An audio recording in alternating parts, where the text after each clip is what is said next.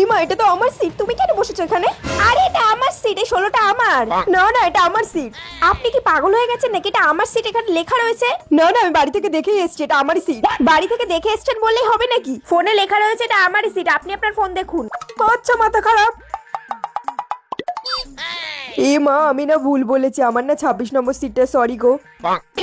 বুঝি না জানি, উইন্ডো সিট দেখে বসতে এসেছিল, যেই ধরে ফেলেছে তখন সরি, তাই না? এক্সকিউজ মি, বলছি আপনি কি এখানে সিঙ্গেল?